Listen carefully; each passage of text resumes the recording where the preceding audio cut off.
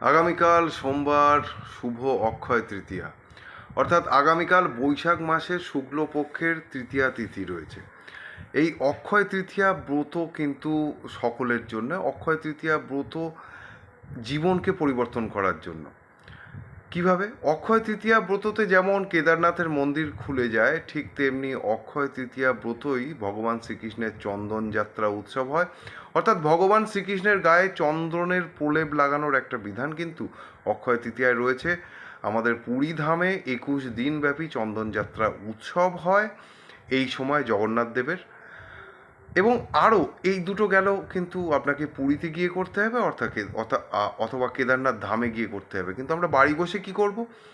পুরো সমাজকে সুষ্ঠুভাবে পরিচালনা করার জন্য এবং যাতে আপনার জীবনে সূর্যের আলো আরও তীব্র হয় এবং আপনার ঔজ্জ্বল্য যেন দিনে দিনে আরও বেড়ে যায়, তার জন্য কিছু সহজ প্রক্রিয়া আগেকার দিনে ঋষিরা লিখে গিয়েছেন।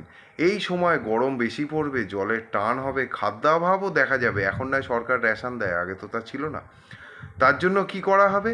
সেই জন্য কিছু নিয়ম তৈরি করা হলো। বলা হলো যে অক্ষয় তৃতীয়া এই তিথিতে যদি কেউ ভোজ্য দান করে এবং কলসি করে জল দান করে, তাহলে তা অক্ষয় ফল লাভ করাবে এবং যে এই দানগুলো করবে সে কিন্তু সূর্যলোক প্রাপ্তি করবে। অর্থাৎ তার জীবনে সূর্যের প্রকোপ আসবে। জীবনে সূর্যের প্রকোপ আসা মানেই কিন্তু তার সাফল্যের সমান।